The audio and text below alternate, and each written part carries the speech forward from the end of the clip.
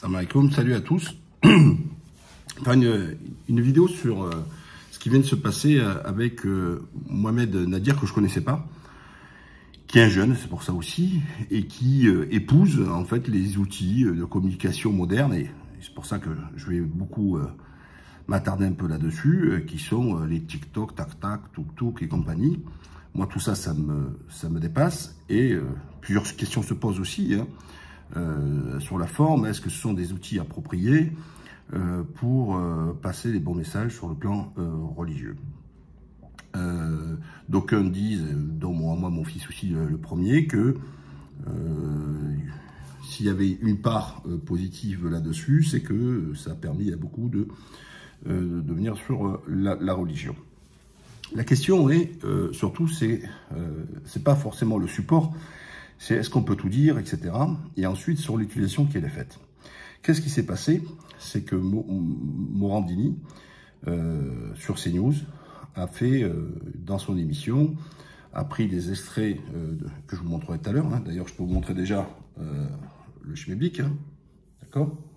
Ok, voilà. Et il en tire des choses de ce qu'il a dit. Et ensuite de débattre avec des gens de chez Zemmour, avec même l'imam Chalgoumi et compagnie et d'autres, et qui se sont bien sûr défoulés sur lui, sur les propos qu'il a tenus, et de dire qu'il tombait sous le coup de la loi, sur le séparatisme, etc. etc.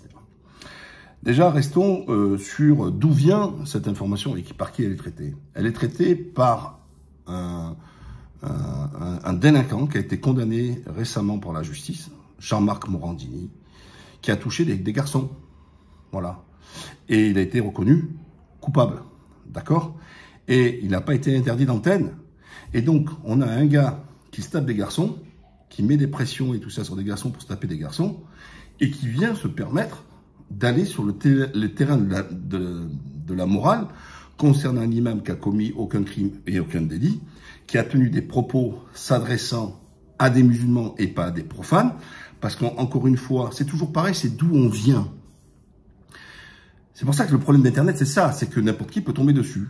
Et c'est vrai que moi, je peux comprendre, moi, qu'un profane, quelqu'un qui est pas juif, qui est pas musulman, qui est pas catholique, soit choqué par certains écrits qui sont dans la Bible, choqué que le fait qu'il y a des curés qui n'ont pas accès au mariage, enfin, ça monte depuis le XIIIe siècle, et avant ils avaient droit bien sûr au mariage, et etc. Choqué qu'il n'y ait pas des femmes qui font la messe, et donc, en gros, ce que vous réclamez, l'égalité de partout, soi-disant, etc. Et j'en reviendrai d'ailleurs sur le fond là-dessus.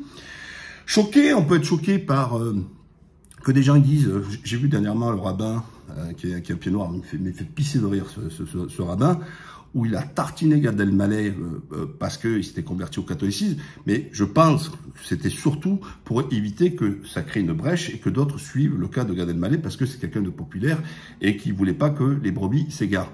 Mais dans tous les propos qu'il a tenus, etc., il y a des choses, quand vous êtes non-juif, qui peuvent vous choquer, mais c'est leur cadre de référence. Vous comprenez? Il s'adresse à qui? Il s'adresse à sa population, à ses moutons, pas moutons dans le côté plutôt brebis, hein, c'était pas péjoratif, hein, il s'adresse aux brebis. Et donc, en tant que rabbin, il est dans son rôle de rappeler tous les juifs au respect des textes et compagnie. Donc, son job, il a bien fait. Mais celui qui ne l'est pas, il peut être choqué dans ses propos. Mais sauf qu'il s'adresse pas à vous. Il s'adresse à ses corréligionnaires. Il n'est pas là pour vous plaire, il n'est pas là de dicter ce que vous pensez ou ce que vous acceptez. Toutes les religions monothéistes condamnent l'homosexualité. Donc vous ne pouvez pas attendre d'un imam, d'un curé ou d'un rabbin qui vous fasse la promotion de l'homosexualité ou célébrer les mariages homosexuels. Eh bien, ce que je vous ai dit pour les juifs, pour les chrétiens, il en est de même pour les musulmans. D'ailleurs, la plupart, il n'y a pas d'égalité homme-femme. On ne dit pas que c'est pas dans le terme des droits, mais c'est dans le comportement et dans les droits et les devoirs de chacun.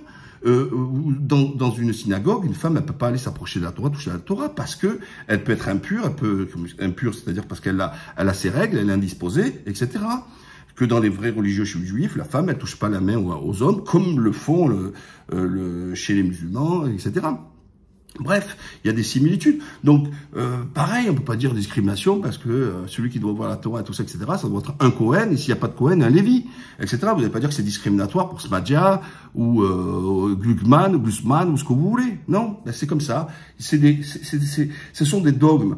Et comme les dogmes, eh ben, c'est intemporel, il y a des règles. Et ces règles, elles s'imposent pas à la société, elles s'imposent à ceux qui s'y croient. Et les croyants sont des gens libres. Ils sont libres de croire ou de pas croire. Mais à partir du moment où ils prennent de leur liberté pour croire.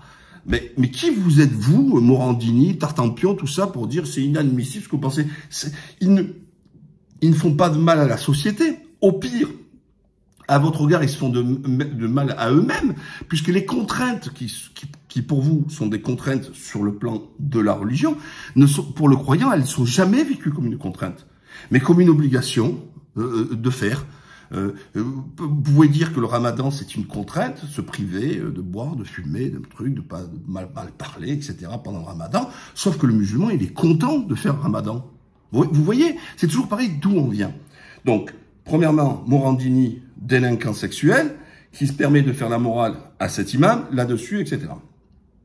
Maintenant, sur le fond, sur Mohamed Nadir, et je ne le connais pas personnellement, sinon je serais été le voir en privé, puisque c'est aussi sur le plan islamique, on n'est pas obligé de se mettre en spectacle, mais comme je sais que ça pousse comme des champignons, et parfois des gens même sans science religieuse se permettent d'aller sur Internet et compagnie, et en avant sur le... sans science, sans travail, etc., jeter des prises de position sur la religion, alors qu'il faut quand même avoir un certain bagage. Et donc je m'adresse à lui comme je peux m'adresser à tous ceux qui le font là-dessus, et puis, hélas, peut-être à d'autres qui comptent le faire.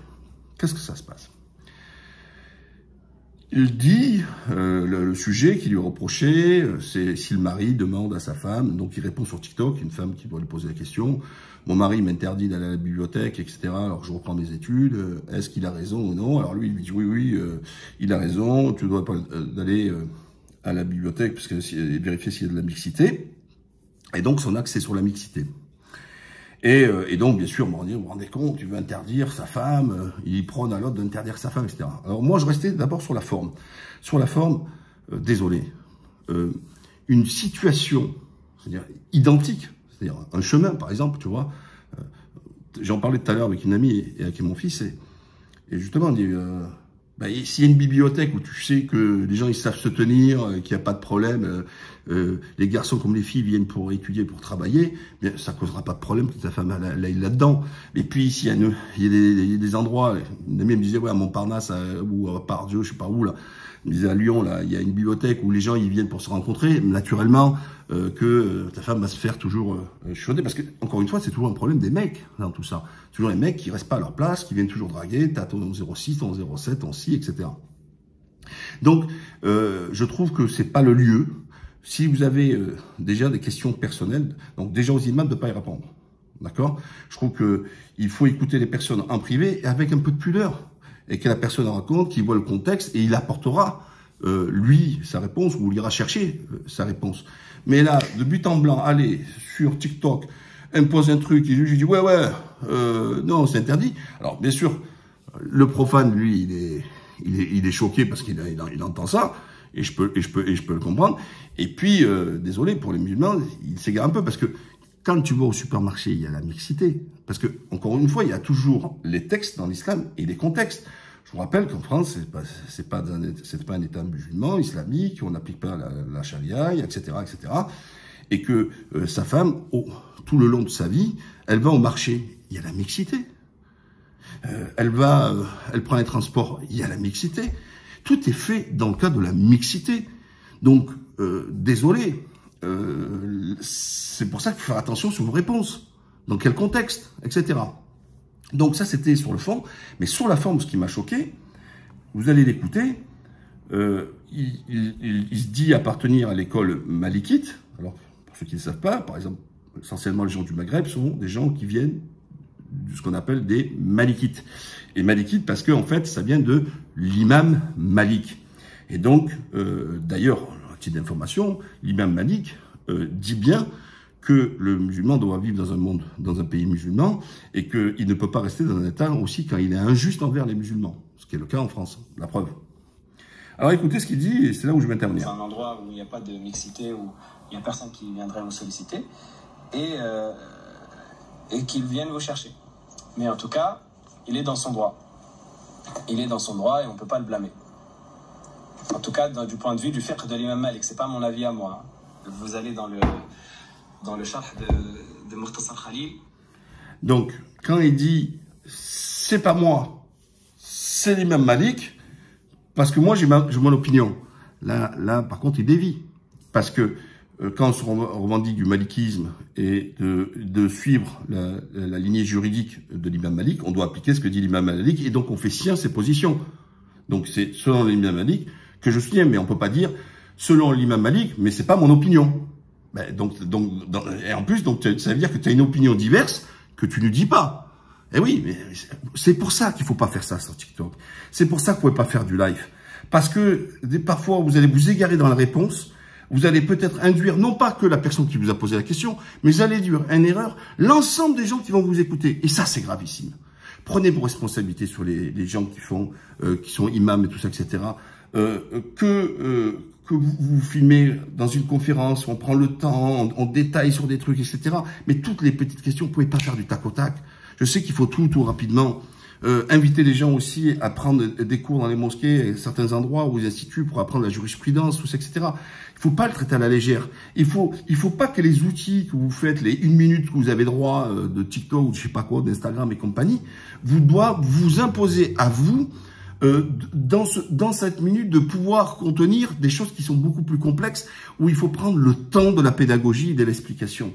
Voilà. Donc, c'est pas le support qui doit vous imposer le rythme.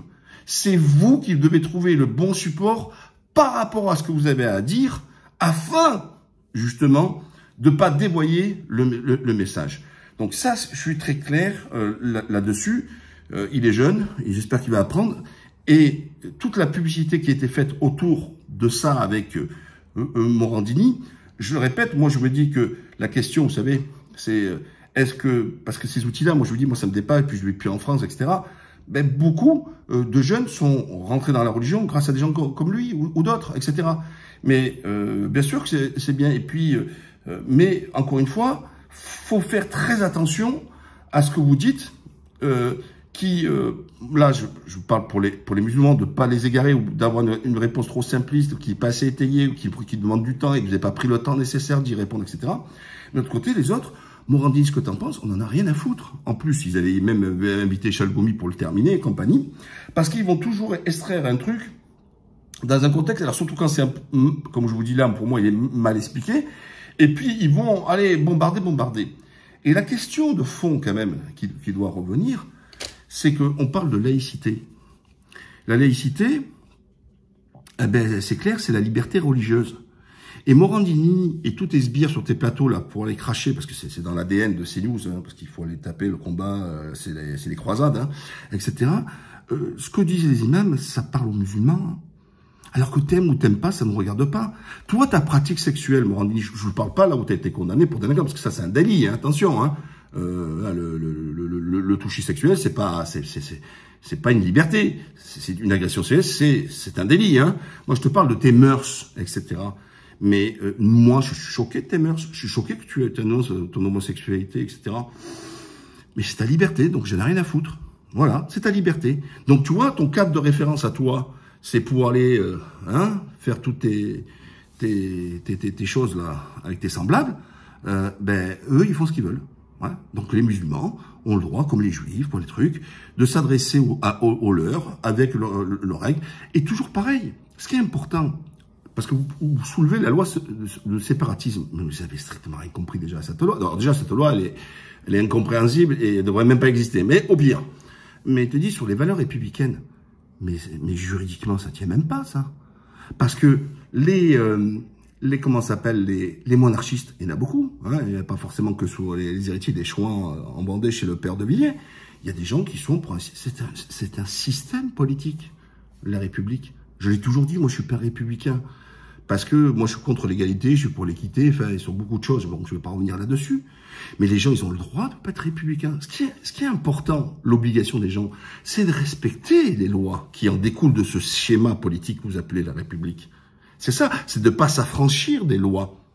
Mais en quoi c'est frappé dans le séparatisme de dire à sa femme, bon, en fait, on est dans la sphère privée, est-ce que vous êtes intrusif de dire, si par exemple... Moi, j'ai dit, voilà, moi, ma femme, je lui ai dit, je veux pas qu'elle travaille, voilà, etc. Et alors, vous allez me faire une émission parce que j'ai dit, je veux pas que ma femme... Mais c'est mon problème. C'est un problème entre ma femme et moi. Ça me regarde. Ma première femme a travaillé, d'accord, etc. Donc, moi, elle était féminine, tout ce que vous voulez. J'ai divorcé.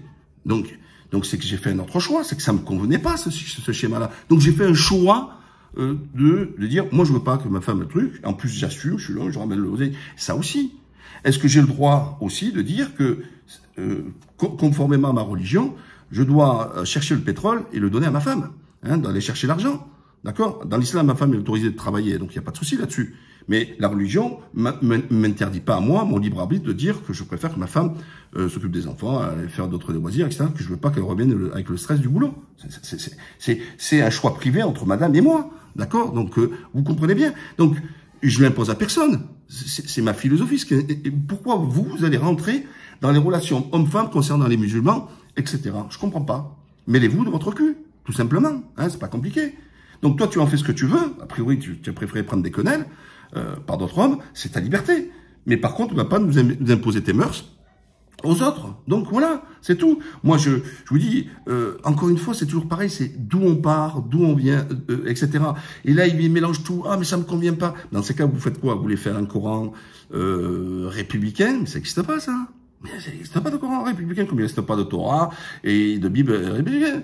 Ça n'existe pas. Chacun a un dogme. D'ailleurs, c'est rigolo. Parce que si vous écoutez dans la religion juive, où il y a beaucoup de choses qui sont en similitude avec l'islam, d'ailleurs, hein, etc., on parle toujours du voile, comme vous dites, islamique, mais la femme juive, elle peut pas montrer ses cheveux, elle met une perruque, ou vous voyez même un truc, ils couvrent leurs cheveux. Elle ne serre pas la main aux hommes, voilà, etc. Donc, il y a beaucoup de choses qui sont en similitude entre les juifs et les musulmans. Ils mangent pas le porc aussi, etc., et compagnie. D'un côté, eux, c'est toujours pareil, dans le même rituel, sauf que donc la bête, elle est saignée et compagnie. Donc voilà, il y a des choses, etc. Mais sauf que si on va parler de l'abattage, on va parler de l'abattage rituel que pour les musulmans. On va pas parler sur l'abattage pour les juifs. Vous comprenez? Parce que vous avez peur là-dessus. Donc là-dessus, c'est réglé. Et la rigueur, c'est la meilleure, pour les musulmans, c'est la meilleure chance qu'il y a en France, c'est d'avoir des juifs pour éviter d'arriver comme en Belgique. Parce que au moins, eux, ils ont un poids et qui pourront se faire respecter. Bon, bref, dans tous les cas, chacun chez soi est Dieu pour tous. Donc chacun fait ce qu'il veut, chacun a le droit de prôner ce qu'il veut. Et encore une fois, il s'adresse pas à CNews, il s'adresse pas aux non-musulmans, il s'adresse aux musulmans. Et c'est qui vous venir faire de l'ingérence pour dire aux imams ce qu'ils veulent entendre. Vous voulez quoi? Vous voulez que c'est des imams qui vous disent ce que vous voulez entendre? Non, c'est pas leur rôle. Eux, leur rôle, c'est pas trahir la parole de Dieu et de transmettre la parole de Dieu avec ses droits et ses devoirs, et non en aucun cas de prendre dans la société civile ce que vous pensez pour le faire dicter en leur disant, etc. Non, vous voyez, voilà, c'est tout, c'est net, clair et précis. Alors n'oubliez pas de liker, partager, abonnez-vous et à la prochaine, Inch'Allah. Bye bye.